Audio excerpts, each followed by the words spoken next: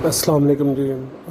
बेटा, मेरा नाम वकास अहमद भट्टी है और आप लोगों का सेमेस्टर 2 और सेमेस्टर 3 के अंदर जो फाइनेंशियल अकाउंटिंग 2 का सब्जेक्ट है उसके बारे में इंशाल्लाह हमारी डिस्कशन होगी आज। और इंशाल्लाह जो भी इसका पैटर्न है वो थोड़ा सा आपको मैं समझाता जाऊँ, क्योंकि अभी कोरोना की वजह से आपकी तमाम की तमाम क्लासेज जो सी हैं वो ऑनलाइन है। इसलिए मेरा बेटा, आप लोगों के लिए जो भी क्लास का जो मटेरियल हुआ करेगा वो आपके एक व्हाट्सएप ग्रुप्स हैं, कुछ आपका गूगल मीट के ऊपर इंशाल्लाह मीटिंग भी स्टार्ट किया करेंगे, मीटिंग भी किया करेंगे। तो आपका जो टोटल सब्जेक्ट है वो 100 मार्क्स का है, जिसका टाइटल फाइनेंशियल अकाउंटिंग 2 है। और कोर्स के अंदर जो आपका पैटर्न रहेगा वो थोड़ा सा आपको बताता जाऊं कि 10 नंबर के आपके क्विज़ होंगे, 10 नंबर की आपकी असाइनमेंट होंगी और 10 नंबर की ही 5 नंबर की आपकी प्रेजेंटेशन होगी। जो मिड टर्म है वो आपका 30 मार्क्स का होगा। और क्लास पार्टिसिपेशन यानी कि आपकी जो अटेंडेंस कह लो, क्लास पार्टिसिपेशन कह लो, जो भी आपके हैं वो 5 नंबर होंगे और 40 नंबर का आपका मिड होगा। और टोटल मार्क्स इस तरह आपके 40 बन जाते हैं। जो फर्स्ट और सेकंड वीक है वो इंशाल्लाह हमारा होगा क्या कहते हैं, about the current liabilities and the payroll के बारे में। तो सबसे पहली बात है कि हमें थोड़ा सा नॉलेज होना चाहिए कि what will be the accounting, ठीक है। और अकाउंटिंग के बारे में आपकी क्या डेफिनेशन है अकाउंटिंग की, और अकाउंटिंग के अंदर कुछ कॉन्सेप्ट्स हैं डिफरेंट। फाइनेंशियल अकाउंटिंग 2 के अंदर आपका जो कॉन्सेप्ट है फाइनेंशियल अकाउंटिंग 2, उसका जो चैप्टर नंबर 1 है वो करंट लाइबिलिटीज़ के बारे में है।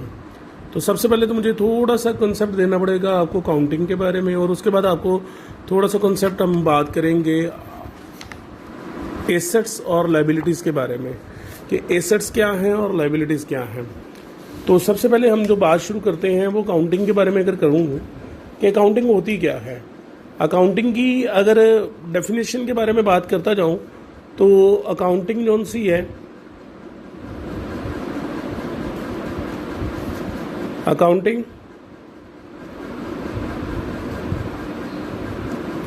Is an art of recording, classifying,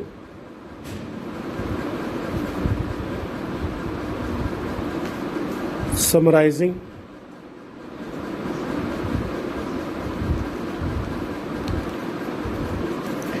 and interpretation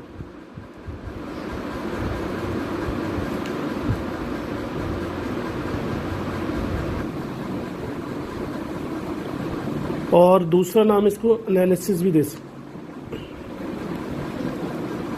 of business transaction.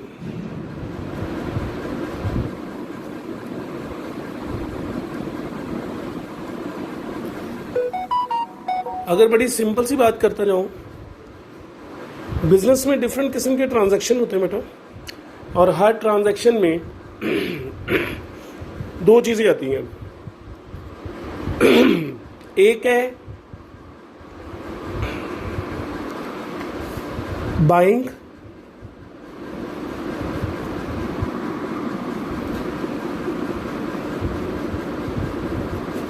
और दूसरा है सेलिंग। बायर और सेलर दो चीज़ों को देख रहे होते हैं। एक है जिसको हम अकाउंटिंग की लैंग्वेज में परचेजेस का नाम देते हैं, और सेलिंग को सेल्स का नाम देते हैं। और ये दोनों चीज़ें गुड्स से रिलेटेड होती हैं।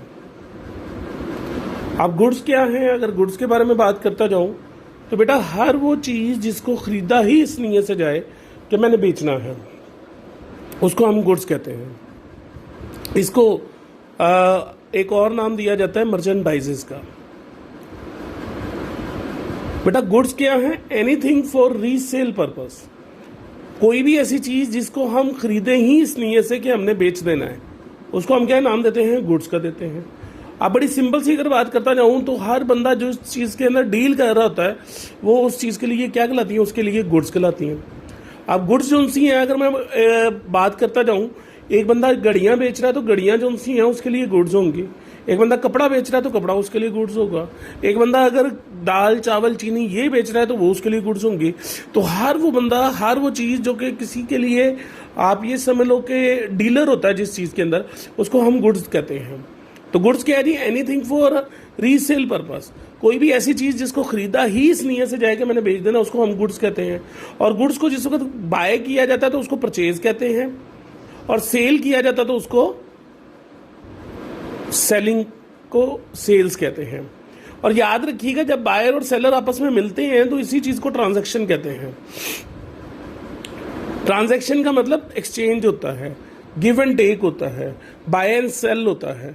अब जब आपकी ट्रांजैक्शन होती है और वो भी किसी बिजनेस के बारे में हो, जब आपकी ट्रांजैक्शन होगी और वो भी किसी ना किसी बिजनेस के बारे में होगी, अगर बड़ी सिंपल सी बात करता जाऊं तो बिजनेस के अंदर आपकी डेफिनेशन आती है कि कोई भी ऐसी कानूनी सरगर्मी जिसका बुनियादी मकसद नफा कमाना होता है, उसको हम बिजनेस कहते हैं।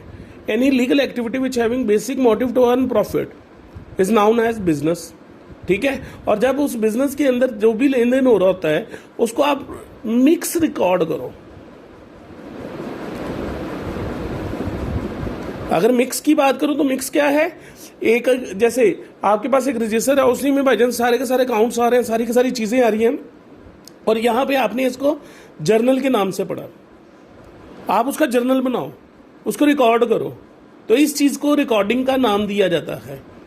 और रिकॉर्डिंग के बाद अगली चीज़ आती है कि हर पार्टी का लेजर अलग अलग किया जाता है, हर पार्टी का रजिस्टर अलग अलग किया जाता है। जैसे मैं डिफरेंट किस्म की लेन देन कर रहा हूँ, आसिम टू कैश कर रहा हूँ, कैश टू सेल कर रहा हूँ, परचेजेस टू कैश कर रहा हूँ, या फिर परचेजेस टू अली कर रहा हूँ, तो बेटा हर एक का नाम इकट्ठे आया हुआ है। हर एक के नाम को इकट्ठा पहले लिखने के बाद उसके बाद उसको क्या किया जाए? उसको अलग अलग किया जाए। इस चीज़ को नाम दिया जाता है क्लासीफाइंग। और जो क्लासीफाइंग है ये सेकंड स्टेप है इन अकाउंटिंग। सबसे पहले सब कुछ मिक्स किया जाता है, उसको जर्नल कहा जाता है। जब उसको क्लासीफाई किया जाता है उसको लेजर कहा जाता है।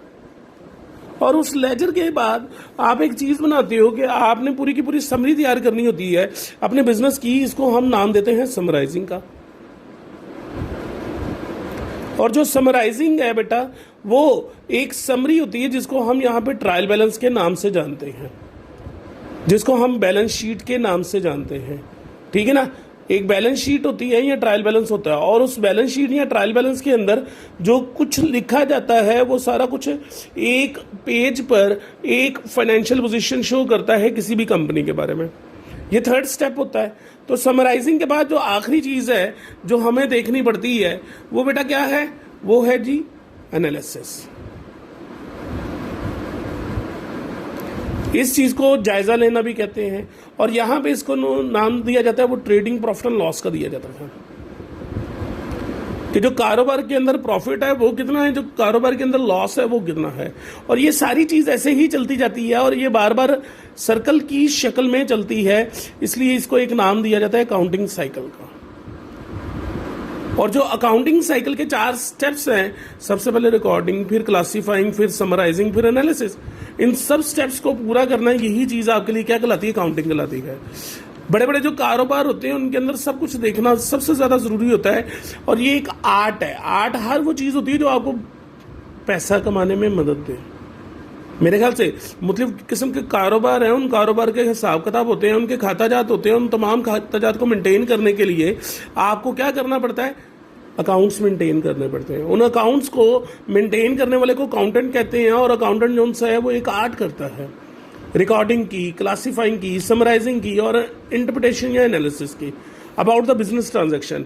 जो कारोबार में चीज़ आ रही है, जो कारोबार से चीज़ जा रही है, उस सारे के बारे में वो देखा जाता है, और इस सारी चीज़ को नाम दिया जाता है अकाउंटिंग का। अकाउंटिंग करने वाले को अकाउंटेंट, और अकाउंटिंग से जो पैसा कमाया जाता है वो आपकी एक आर्ट बन जाती है। जब आपकी अकाउंटिंग की डेफिनेशन कंप्लीट हो जाए तो उसके बाद हमारे पास अगली जो चीज़ आती है वो ये आती है कि अकाउंटिंग के अंदर डिफरेंट किस्म के कौन कौन सी अहम डेफिनेशंस हैं जिसके बारे में हमें पता होना चाहिए। मिसाल के तौर पर अगर बड़ी सिंपल सी बात करता जाऊं तो अकाउंटिंग के अंदर डिफरेंट किस्म के कॉन्सेप्ट्स आते हैं, डिफरेंट किस्म की टर्मिनोलॉजी आती है जिसके बारे में हमें पता होना चाहिए। जैसे मैंने परचेज के बारे में बात की, मैंने सेल के बारे में बात की, मैंने अकाउंटिंग की डेफिनेशन के बारे में बात की, उसी तरह 3-4 चीज़ों के बारे में जानना आपके लिए बहुत ज़्यादा ज़रूरी है। इनमें सबसे पहली चीज़ है जिसको हम नाम देते हैं एसेट्स का। अब एसेट्स क्या होते हैं अगर उनकी डेफिनेशन करता जाऊं तो वो है जी anything in our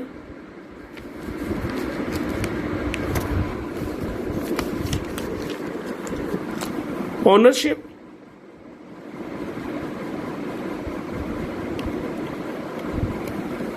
possession,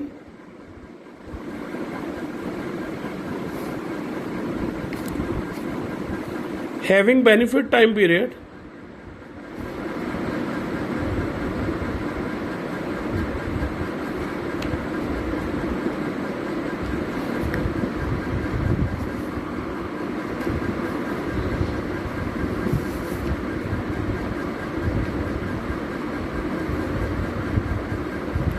more than a year, creating goodwill and repute। याद रखिएगा अकाउंटिंग में जो सबसे ज्यादा इंपॉर्टेंट चीज है वो एसेट्स हैं। एसेट्स क्या होते हैं? वो कहते हैं एनीथिंग इन आवर ओनरशिप, हर वो चीज जिसके हम मालिक हों। पोजेशन, वो हमारे कब्जे में हो। खाली मालिक होना जरूरी नहीं है, मालिक होने के साथ साथ उस चीज का कब्जा भी आपके पास होना चाहिए। Having benefit time period more than a year, और उसका जो बेनिफिट टाइम पीरियड है वो 1 साल से ज्यादा होना चाहिए। क्रिएटिंग गुडविल एंड रिप्यूट, और उससे मार्केट में आपकी रिप्यूट बननी चाहिए। मैं अगर 4 चीजों को अंडरलाइन कर दूं तो यही 4 चीजें आपकी क्या कहलाती हैं? पिलर्स ऑफ एसेट्स कहलाती हैं। अब 4 एग्जाम्पल दूंगा, वो 4 एग्जाम्पल आपको ये शो करेंगी कि आया वो चीज एसेट्स है या नहीं है। मैंने बोला कि आप उस चीज के मालिक हो। फर्ज करें मैं एक घर का मालिक हूं, मैंने वो घर अपने रेंट के ऊपर दिया हुआ, मेरे ख्याल से उसका ऑनर तो मैं हूं, पोजेशन मेरे पास नहीं है, कब्जा तो किसी और के पास है, और उसी कब्जे के किसी और के पास होने की वजह से मैं उससे क्या लेता हूं? रेंट लेता हूं, और उसका बेनिफिट टाइम पीरियड 1 साल से ज्यादा है। गुडविल और रिप्यूट भी है, क्योंकि घर एक अच्छी चीज है, वो ऑटोमेटिकली आपके लिए क्या होगा? रिप्यूट का बायस बनेगा। मगर उसमें एक चीज नहीं है, पोजेशन। मैं जो जो चीज की एग्जांपल देता जाऊंगा मैं उसमें स्टेरिक साथ लगाता जाऊंगा। पोजेशन नहीं है, कब्जा नहीं है, तो ऑटोमेटिकली वो चीज एसेट नहीं है।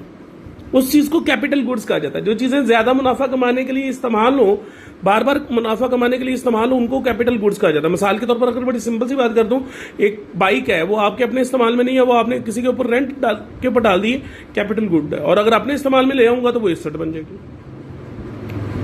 दूसरी तरफ से देखता हूं, जिस बंदे ने वो चीज रेंट पे ली है, बेटा वो पोजेशन तो रखता है उसका, मगर ऑनर नहीं है, मालिक नहीं है। बेनिफिट टाइम पीरियड 1 साल से ज्यादा जरूर है, लोग कई कई साल तक किराए पे रहते हैं, और गुडविल और रिप्यूट भी है, क्योंकि घर तो है ना, अपना नहीं है तब भी उसका रेंट देकर आप घर तो बना लेते हैं ना। मैं फिर बोल दूं, इस चीज को आप एक्सपेंडिचर और एक्सपेंस की सेंस में तो देख सकते हो, मगर एसेट्स की सेंस में नहीं देख सकते हो। क्योंकि याद रखिएगा एक चीज आपको अगली एग्जाम्पल में मैं क्लियर करता जाता हूं, ओनरशिप और बेनिफिट टाइम पीरियड दोनों को मिलाकर, ठीक है। अब जरा गौर से सुनना, मैंने अगर फर्ज करो एक बोर्ड मार्कर खरीदा या ये बॉल पेन खरीदा, ये बॉल पेन खरीदा, इसके अंदर मेरी ओनरशिप है, पोजेशन है, क्योंकि मैं इसका मालिक भी हूं और मेरे कब्जे में भी है, पर बेनिफिट टाइम पीरियड 1 साल से ज्यादा नहीं है। और जिस चीज में बेनिफिट टाइम पीरियड 1 साल से ज्यादा ना हो वो एसेट नहीं होगी। मिसाल के तौर पर अगर बड़ी सिंपल सी बात करता जाऊं तो इस चीज को आप क्या कहोगे, जरा गौर से सुनिएगा। आपका 2 चीजें होती है, 1000 रुपया कहीं का रेंट है और मैं 12 माह का इकट्ठा दे दूं तो ये 12,000 रुपया बन जाता है। अभी अप्रैल का मंथ चल रहा है, तो इसका मतलब है 4 मंथ बीच में से एक्सपायर हो चुके हुए हैं। 4,000 रुपये इसमें से यूज हो चुका हुआ है और 8,000 रुपये इसमें बाकी रहता है। तो जो 8,000 बाकी रहता है इसको एक्सपेंडिचर कहते हैं, और जो 4,000 रुपये बीच में से एक्सपायर हो चुका है इसको एक्सपेंस कहते हैं। सेम इसी तरह इस बॉल पेन का जितना हिस्सा मैं यूज कर चुका हूं वो एक्सपेंस है, और जो बाकी रह जाएगा वो एक्सपेंडिचर है। यानी कि जिसका बेनिफिट मिलना अभी बाकी हो उसको एक्सपेंडिचर कहते हैं, मगर वो एसेट नहीं है। अब लास्ट एग्जांपल देता जाऊं, बेनिफिट टाइम पीरियड के बाद अगर फर्ज करो मैं एक चीज जो सी है वो किसी इलीगल वे से मैं इकट्ठी कर लेता हूं, ठीक है, कोई टेबल खरीद लाता हूँ, कोई फर्नीचर खरीद लाता हूँ, कोई ऐसी चीज खरीद लाता हूँ जिसका बेनिफिट टाइम पीरियड 1 साल से ज्यादा भी है, वो ओनरशिप और पोजेशन में भी है, मगर लोगों को ये नहीं बताया जा सकता कि वो चीज मैंने हासिल कैसे की, तो ऐसी चीज इलीगल हो गई, ठीक है। और इलीगल चीज का जब सोर्स ही नहीं आप लोगों को बता सकते तो वो एसेट भी नहीं हो सकते, क्योंकि बिजनेस की डेफिनेशन है any legal activity which having basic motive to earn profit. कोई भी ऐसा कानूनी काम जो नफा कमाने की गरज से किया जाए उसको हम एसेट कहते हैं, बिजनेस कहते हैं। और जब बिजनेस होगा तो उसमें एसेट चाहिए ना, ठीक है। और यही चीज उनसी है वो यहाँ पे बात कही जा रही है। तो याद रखिएगा, फर्ज करिए एक टेबल है, ये टेबल मैंने खरीदी, मेरी ओनरशिप में है, मैं इसका मालिक हूं, ये मेरी पोजेशन में है, बेनिफिट टाइम पीरियड 1 साल से ज्यादा है और इससे गुडविल और रिप्यूट भी बन रही है। जब ये सब चीजें उसमें इकट्ठी हो, 1, 2, 3 और 4, तो वो चीज आपके लिए क्या होगी, एसेट होगी। आई रिपीट, ये चारों पिलर जब उसमें पूरे हो जाएं तो वो समझना कि एसेट है। और याद रखिएगा, एसेट्स को परचेज करने के लिए बेटा 2 तरह की पैसों की जरूरत होती है। एक ऐसा पैसा होता है जो आप बाहर से उधार लेते हो, जिसको लाइबिलिटीज कहा जाता है, और एक ऐसा पैसा होता है जो आप खुद लगाते हो, जिसको हम नाम देते हैं कैपिटल का।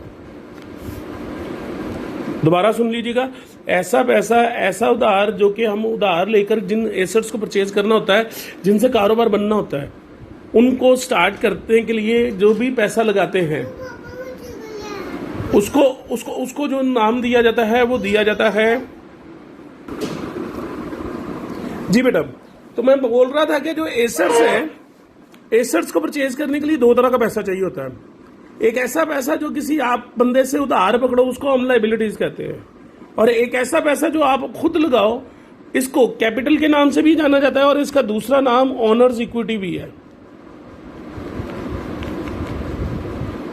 इक्विटी का मतलब होता है इन्वेस्टमेंट, तो एक ऐसी इन्वेस्टमेंट जो ऑनर करता है, ठीक है ना। और अगर लाइबिलिटीज की सबसे सिंपल सी डेफिनेशन बनाता जाऊं तो इसको कह सकता हूं आउटसाइडर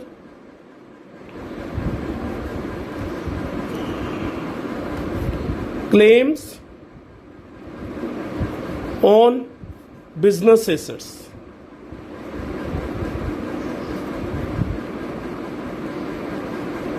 अब आउटसाइडर कौन है, जो कि बाहर से ताल्लुक रखते हैं, जिनका कारोबार से डायरेक्टली लिंक नहीं है, तो आप क्या कह सकते हो, outsider claims on business assets. और अगर कैपिटल की डेफिनेशन करना चाहो तो वो होगी insider claims on business assets.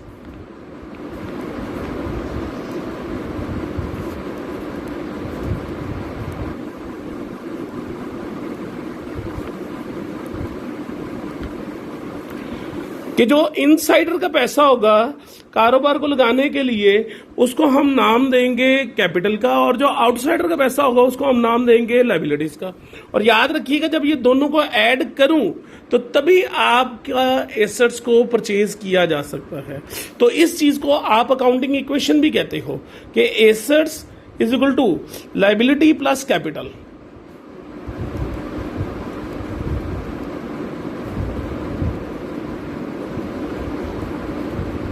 इसको क्या नाम दिया जाता है, अकाउंटिंग इक्वेशन का। और अकाउंटिंग इक्वेशन का मतलब क्या होता है, जब दोनों चीजें आपस में बराबर हो।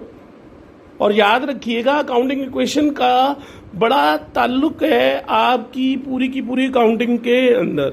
और 3 चीजों को एक्सप्लेन करना यहाँ पे बहुत ज्यादा जरूरी थी कि एसेट्स क्या हैं, लायबिलिटीज क्या हैं और कैपिटल क्या है, ठीक है।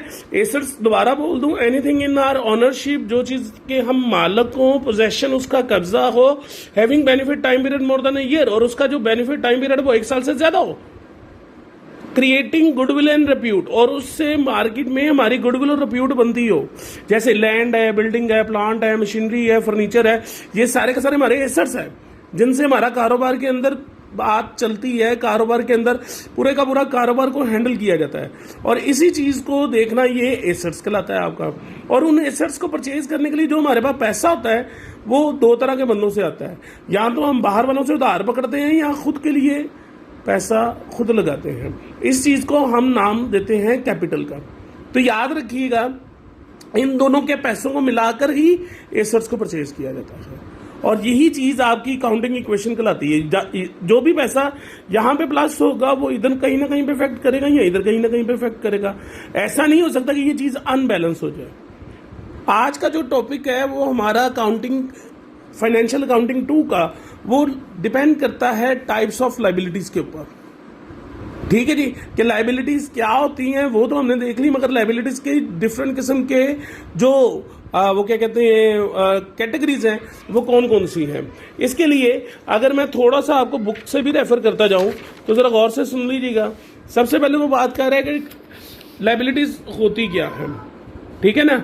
और लाइबिलिटीज के अंदर जो दो डिफरेंट टाइप्स हैं, पहले उनको भी मैं थोड़ा सा आपको एक्सप्लेन कर दूं कि टाइप्स ऑफ लाइबिलिटीज में कौन कौन सी लाइबिलिटीज आ जाती हैं। मैंने भी बोला कि वो पैसा जो आप बाहर से उधार पकड़ते हो उसको हम लाइबिलिटीज कहते हैं, मगर वो पैसा बेटा दो तरह का होता है। एक होता है शॉर्ट टर्म,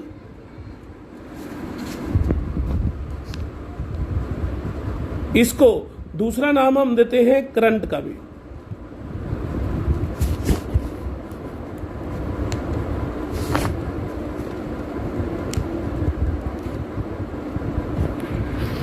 इसको हम नाम देते हैं शॉर्ट टर्म का भी, और इसको हम नाम देते हैं करंट लाइबिलिटीज का भी। क्या मैंने बोला कि शॉर्ट टर्म लाइबिलिटीज भी कहते हैं और करंट लाइबिलिटीज भी कहते हैं। बेटा एक ऐसा पैसा जो एक साल के अरसे के अंदर आपने अदा करना होता है, ठीक है ना। The liability which we have to पे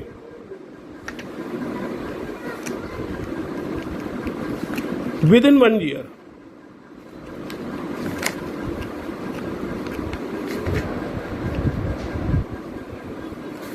ठीक है, उसको हम क्या नाम देते हैं, the liability which we have to pay within 1 year. एक साल के अरसे के अंदर जो सी लाइबिलिटीज आपने पे करनी होती हैं, इसको शॉर्ट टर्म लाइबिलिटीज कहा जाता है, इसको करंट लाइबिलिटीज कहा जाता है। ये दो तरह की होती है, एक होती है लिक्विड और एक होती है मोस्ट लिक्विड या एब्सोल्यूट लिक्विड भी कहते हैं इसको। कैश और बैंक, ये वो दो लाइबिलिटीज हैं जिनको आपको कैश में कन्वर्ट करने में, या जिनकी पेमेंट आप विद इन आर भी कर सकते हो, 1 घंटे के अंदर भी पेमेंट हो सकती है, क्योंकि ये होती ही कैश की शक्ल में है। और लिक्विड जो सी हैं वो होती हैं जो कैश और बैंक के अलावा होती हैं, जिनमें मार्केटेबल सिक्योरिटीज आ जाती हैं,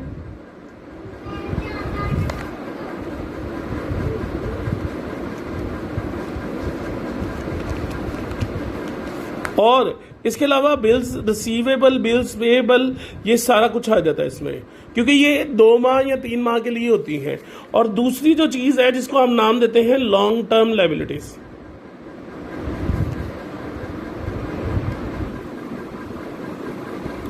तो इसको आप क्या कह सकते हो, the liability which we have to pay after 1 year. The liability which having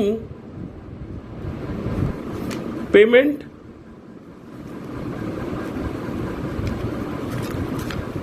period more